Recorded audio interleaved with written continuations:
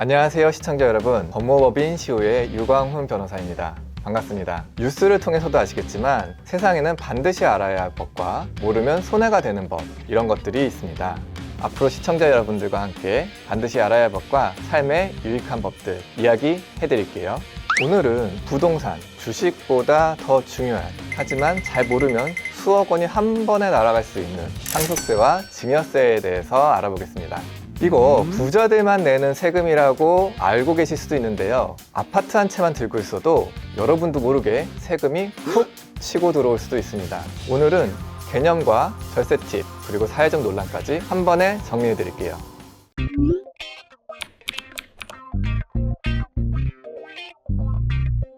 자, 먼저 상속세. 상속세는 피상속인이 사망한 날에 납세 의무가 발생합니다. 즉, 돌아가신 그 시점을 기준으로 그때에 있는 재산을 바탕으로 상속세가 발생을 하는 것입니다. 여기서 중요한 건 그날에 가지고 있는 그 재산만 상속재산에 포함돼서 계산된다는 게 아닙니다.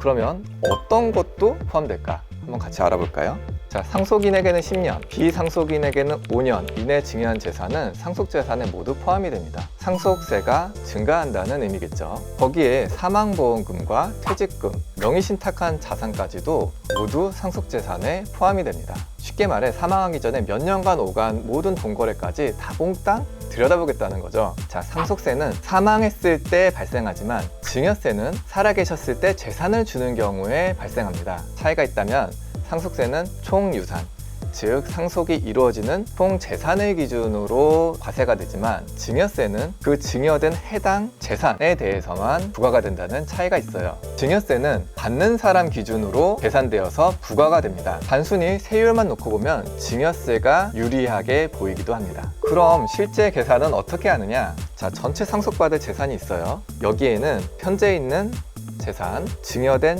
재산, 그리고 간주상속 재산, 이런 것들이 다 포함돼서 상속재산이 이루고, 여기서 공제되는 것들을 빼서 그것을 기준으로 과세를 하게 됩니다. 예를 들어서 서울 아파트 중위가격이 10억 원인데요, 이 10억 원짜리 아파트를 상속한다고 한다면 기본공제 5억 원이 있고요, 배우자 공제가 또 5억 원이 있습니다. 총액이 10억 원이기 때문에 결국 과세 표준은 0원이 되어서 상속세가 부과되지 않게 됩니다. 자, 하지만 요즘 부동산 가격 어떻습니까? 하루가 다르게 올라가고 있죠. 여기서 집값이 조금만 더 올라가면 여러분의 상속세는 확 늘어날 수 있습니다. 한 해 과세자는 약 34만 명 정도 됩니다. 근데 2005년 기준으로 상속세를 납부한 사람은 약 1,500명 정도인데요, 22년도를 기준으로 하면 15,000명 정도가 됩니다. 10배 정도가 확 늘어난 거죠. 증여세는 공제 한도가 다릅니다. 이 공제 한도는 10년에 한 번씩 쓸 수가 있는데요, 그래서 계획적으로 10년 단위로 나눠서 증여를 하면 증여세 부담이 많이 줄어들 수 있겠죠. 상속세는 한 번에 다 내야 되냐? 그렇지는 않습니다. 연부연납이라는 제도가 있어서 상속세의 경우에는 10년, 증여세의 경우에는 5년까지 분할하여 납부할 수 있는 제도가 있습니다. 그리고 세금을 대폭 줄일 수 있는 특례 제도가 있는데요, 가업상속이나 창업자금 증여, 주식증여 같은 경우가 해당이 되는데, 다만 조건에 맞추려면 미리미리 준비할 필요가 있는 그런 제도들입니다. 이 제도들은 조건만 맞으면 세금을 크게 줄일 수 있습니다. 자, 평가 방식도 중요해요. 부동산의 경우에 우리 대표적인 게 뭡니까? 아파트랑 단독주택이죠. 아파트는 매매 사례가 많기 때문에 거의 시가로 평가가 됩니다. 하지만 단독주택은 매매 사례가 많지 않기 때문에 시가에서 훨씬 못 미치는 공시지가로 평가되는 경우가 많습니다. 이와 같이 공시지가로 평가를 받으면 세부담이 확 줄어드는 효과가 일어날 수 있습니다. 여러분, 잘 따라오고 계시죠? 여기서 핵심 팁 갑니다.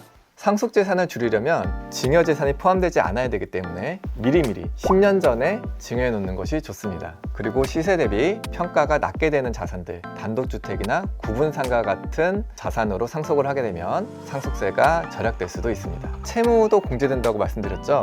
전월세 보증금, 임대차 보증금도 다 채무에 속하니까 빠짐없이 공제받으시기 바랍니다. 그리고 증여받은 재산을 10년 내에 처분할 때는 주의하셔야 되는데요, 만약 내가 증여받은 재산을 10년 내에 처분하게 되면 증여자가 애초에 취득했던 취득가액을 기준으로 양도소득세가 계산됩니다. 따라서 이때는 세금이 확 늘어날 수 있습니다. 내가 증여받은 재산을 10년 후에 처분하더라도 혹은 상속받은 재산을 처분할 때라도 양도소득세를 줄이고 싶다면 감정평가를 통해서 애초에 자산의 가액을 높게 책정받는 것도 하나의 방법입니다.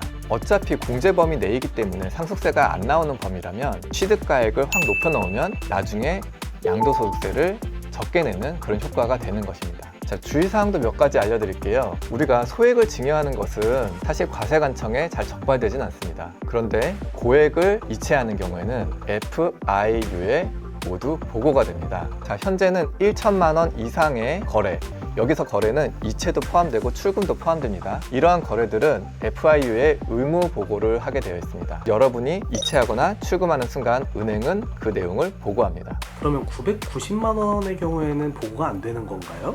너무 좋은 질문인데요. 어느 정도의 금액을 감지하는지는 사실 정확하게 공유는 안 하고 있습니다. 근데 1,000만 원이 넘으면 의무 보고에서 자동 보고고요. 990 했을 때 한 번이면은 보고가 안 될 테지만 이상 거래가 계속되면은 이거는 감지가 되게 돼 있습니다. 따라서 너무 이상한 거래를 계속 하실 때는 이거는 보고된다라는 전제하에 거래를 하셔야 돼요. 1,000만 원 미만의 거래도 국세청은 나중에 다 들여다볼 수가 있어요. 그래서 100만 원, 200만 원, 500만 원 이런 식의 100만 원 단위의 출금은 무언가 빼서 건네주려고 했다 이렇게 봐서 증여로 의제되는 경우가 많습니다.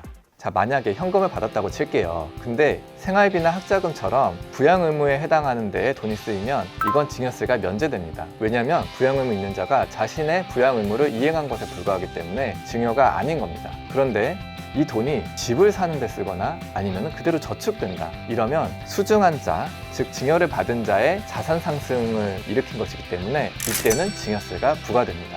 증여를 하면서 이거를 대여처럼 위장하는 경우도 있고 대여를 하지만 나중에 증여로 인정받아서 억울하게 증여세를 내는 경우도 있습니다. 내가 대여를 하는데 이걸 정말 대여로 인정받으려면 자녀의 상환 능력, 상환 계획, 그리고 이자까지 다 잘 정해서 객관적인 증빙으로 남겨두셔야 돼요. 자녀에게 돈을 빌려주고 이자를 안 받으시면 그거는 증여로 인정될 가능성이 매우 큽니다. 그리고 2억 원 미만의 대여인 경우에는 이자가 없어도 차용증이 있고 나중에 상환을 받는다면 이때는 증여세가 부과되지 않으니까 이것도 참고하세요.